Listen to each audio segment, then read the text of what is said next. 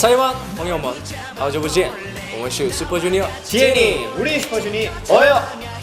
자, 저희가 드디어 네 번째 미니 앨범 네. 배드 블러드로 찾아오게 됐습니다. 5곡이 수록된 이번 앨범 타이틀곡은 바로 BAD 배드인데요. 네. 우리 또 천재 작곡가 이동해 씨가 네. 직접 작사 작곡에 또 참여를 해서 네. 뜻깊은 곡이죠. 네, 그렇습니다. 이번에는 저희가 1년 5개월 만에 나온 앨범이니만큼 여러분들께서 정말 많은 사랑과 그리고 관심을 또 받고자 열심히 만든 노래니까요. 네. 많은 사랑과 관심, 응원 부탁드리겠습니다. 네.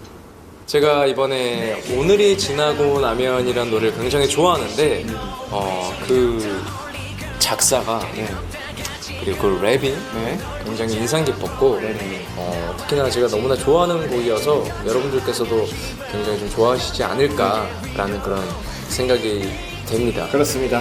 자, 그럼 슈퍼주니어 DNE의 배드 블러드 지금 바로 감상해보세요. 감사합니다. 希望可以赶快见到大家，再见。再见。自分に負けそうな時も諦めかけた時も破いたページの分だけ僕らは強くなれる。皆さんこんにちは、安西かれんです。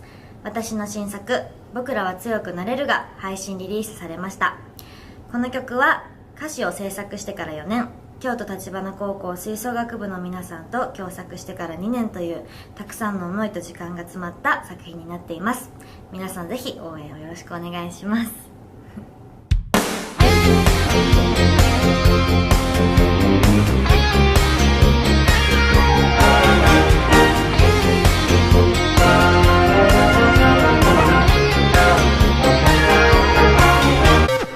AVEX